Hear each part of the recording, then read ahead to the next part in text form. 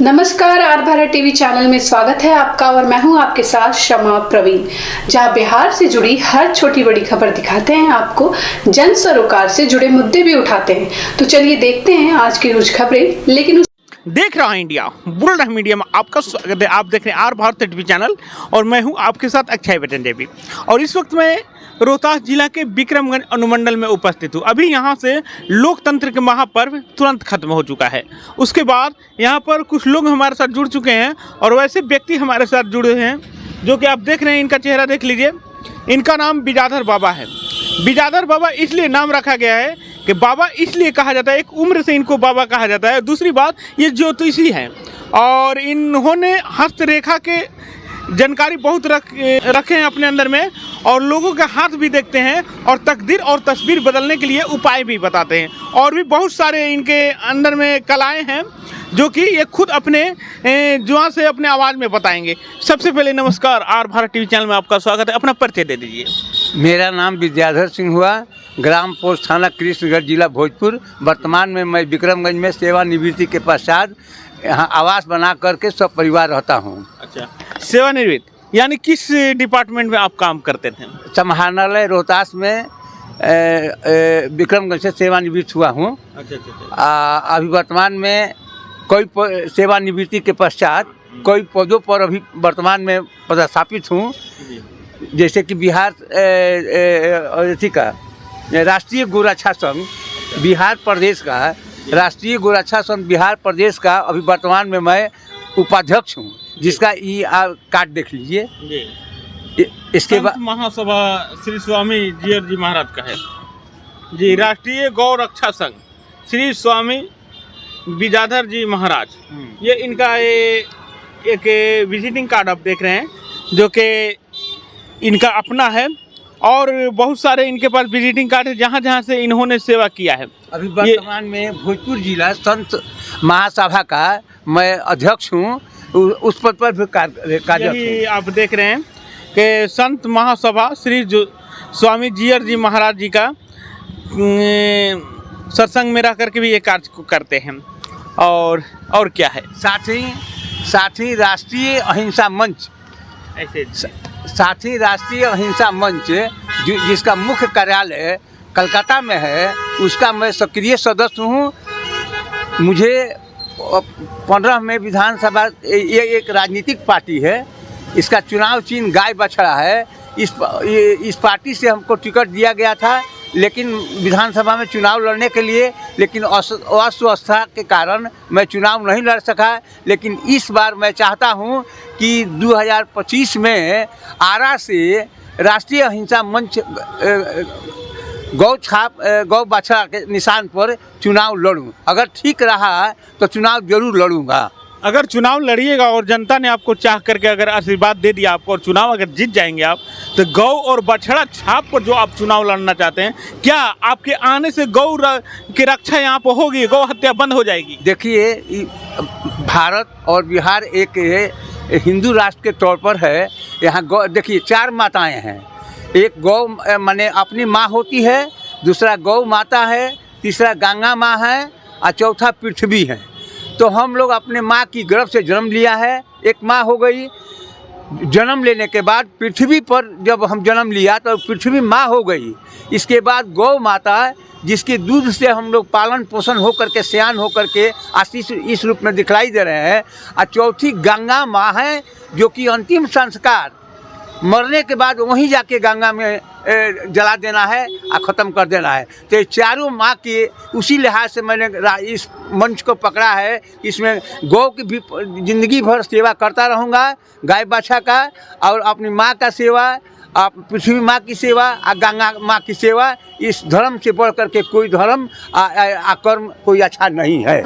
इन्होंने बताया 4 माँ के, और सबसे सर्वश्रेष्ठ इसमें एक माँ जिसने जन्म दिया है और दूसरी माँ धरती माँ को माना जाता है।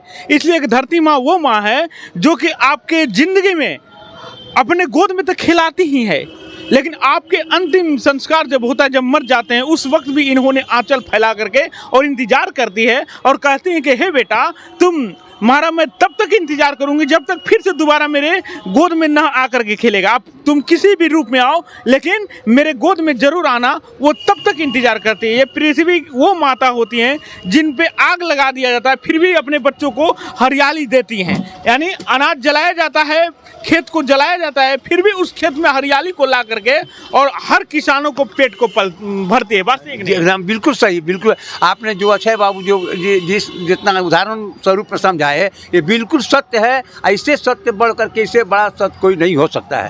जो चीज़ दिखाई देता है वही सत्य है। जैसे सूर्य सत्य है, चंद्रमा सत्य है, धरती सत्य है और अपने माता पिता गुरु ये सत्य होते हैं। परंतु भगवान भी सत्य है, लेकिन भगवान को सिर्फ हम एहसास कर सकते हैं कि भगवान है, भगवान में श्रद्धा विश्वास रखते हैं, भगवान के नाम लेते हैं तो हमारा जो कार्य रुका हुआ रहता है वो पूर्ण हो जाता है। ये भी बात सच्ची जी है। बिल्कुल सही, बिल्कुल सही। और कहना चाहता हूँ कि राष्ट्रीय अहिंसा मंच मैंने क्यों चुना चुनाव लड़ने के लिए, इसमें गौ बछड़ा का निशान दिया हुआ है। तो मैं चाहता हूँ माननीय मुख्यमंत्री नीतीश कुमार जी से पर्सनल रूप से सादर अनुरोध कर रहा हूँ कि आने वाला दिन साल भर की इनका चुनाव का बचा हुआ है, तो साल भर 1.5 साल की चुनाव है, उसमें सरकारी जितने भी पद खाली हैं, जितने शिक्षक की पद खाली है, सारी नियुक्तियां अपने करके श्रेय ले ले इसका। अगर श्रेय नहीं लेते हैं तो उनकी स्थिति अच्छी नहीं रहेगी। और हम जहां तक बता रहे हैं कि सरकारी कर्मचारियों और शिक्षकों को नियमित करें, जो दैनिक वेतन पर या अनुबंध पर रखे हैं उसको रेगुलर करें। और शिक्षकों और कर्मचारियों को इनको जो पुरानी व्यवस्था पेंशन की थी उसको लागू करें। हम अनुरोध करते हैं कि आपके बगल का राज्य जो है झारखंड ने अपनी पुरानी व्यवस्था पेंशन को लागू कर दिया है, तो बिहार में क्यों नहीं? आप तो बड़े लड़ाकू और जुझारू मुख्यमंत्री हैं जो कि भारत में आपका नाम चलता है, इसलिए इसका श्रेय ले लीजिए और इलेक्शन में वोट देखिए कि इन लोगों का परिवार आपको साथ जो है कितना साथ देगा कि आप भारी मतों से बिहार में सरकार बनाइएगा। लेकिन ये कर्मचारी और शिक्षकों का पेंशन लागू करने का आती दिल्ली से घोषणा करें, लौटने के सरकार दिल्ली से बना करके आवें और बिहार में इसको घोषणा करें कि मैं सरकारी कर्मचारियों को नियमित कर रहा हूं, शिक्षकों को नियमित, इसके बाद पुरानी पेंशन योजना को लागू करूंगा। तो सोच लीजिए कि करोड़ों की जो है ये आपके वोट आपके खाते में झोली में जाएगा। अन्यथा अब इसके बारे में आप ही को सोचना है। आंदोलन मेरा जब तक चुनाव नहीं लड़ूंगा तब तक इसका आंदोलन मैं जारी रखूंगा। बिल्कुल, अभी बाबा ने कहा क्योंकि लोहा गर्म है, बस हथौड़े की ज़रूरत है मारने की, क्योंकि आप ही बिहार के नाज है और बिहार के नाज में लोगों ने ताज ले करके रखा है। अब ताज किस तरह से आप पहनेंगे आप पे निर्भर करता है, क्योंकि पढ़े लिखे लोगों को सभी लोगों ने नौकरी देते हैं। कुछ अनपढ़ लोग भी हैं जिनके 2-3 बच्चे हैं और वो भी अपने बच्चों को पालना चाहते हैं, परंतु अनपढ़ होने की वजह से यानी 10th क्लास पास होने की वजह से उन लोग को नौकरी कहीं नहीं मिल पाता है। तो मैं आपसे एक और अनुरोध करूँगा सर कि माननीय मुख्यमंत्री जी, इस पे भी आपके नज़र एक बार पड़नी चाहिए कि जो लोग 10th पास हैं उनके लिए भी कोई बहाली निकालनी चाहिए और उनके भी घर परिवार अगर सजा रहेगा तो आपका भी हर संसार सजा रहेगा। बस ये एक नहीं है। मेरा पर्सनल ये भी, जिसे पत्रकार साहब ने अक्षय बाबू ने कहा, तो मैं निवेदन करना चाहता हूँ कि जितने भी यहाँ नौकरी के लिए पोस्ट बनाए गए हैं सब मैट्रिक के ऊपर रख दिए गए हैं, तो मैट्रिक के नीचे वाले की भी व्यवस्था करें ताकि उनका भी परिवार सुखी रहे, संपन्न रहे। आपका नाम लें, जितना ही काम कीजिएगा उतना ही नाम होगा। 1.5 साल के बाद फिर आपको मौका नहीं मिलेगा, जितना उपलब्धि लेना है उपलब्धि ले लीजिए। और मैं आपको अनुरोध पूर्वक हाथ जोड़ करके प्रार्थना कर रहा हूँ कि शिक्षक कर्मचारियों को जो करोड़ों जो हैं इनके परिवार हैं वो आपके प्रति समर्पित हो जाएंगे और यही लोग आपके आंदोलन में जिताएंगे। बहुत बहुत धन्यवाद। और ये बिजाधर बाबा जो हैं ये बहुत अच्छे आदमी हैं, बहुत अच्छे इंसान हैं और अच्छे इंसान उसी को कहा जाता है जो कि अपने साथ साथ हर किसी की अच्छाइयों के बारे में सोचे, अपने आगे बढ़ने के अलावा हर किसी को आगे बढ़ने के लिए सोचे। जैसे बिजाधर बाबा, अभी हाल में आपने डॉक्टर गौरव मिश्रा के बारे में सुना है नाम। डॉक्टर गौरव मिश्रा को इन्होंने महावीर जी के तस्वीर दिया था, यंत्र दिया था और न जाने क्या क्या दिए थे ताकि उनके ज़िंदगी में एक नया उजाला आए। और अभी भी विद्याधर बाबा कुछ लेकर के आए हुए हैं। अब किनको क्या देना चाहते हैं, किस लिए देना चाहते हैं, ये भी मैं जानकारी लेकर के आपको आर भारत टीवी चैनल के माध्यम से दिखलाऊंगा। एक ऐसा ज्योतिषी है जिन्होंने हस्तरेखा के बहुत अच्छी जानकारी रखे हुए हैं। और आप लोग अगर मेरे वीडियो को देख रहे हैं तो एक बार ज़रूर विक्रमगंज में आइए, तो विद्याधर बाबा से ज़रूर मिलिए और कुछ अपने बारे में इनसे पूछिए। और क्या कहना चाहते हैं आप? मैं यही कहना चाहता हूँ कि सेवानिवृत्ति के पहले जब सेवा काल में था, मैं ताराचंडी 30 वर्षों से जाया करता था।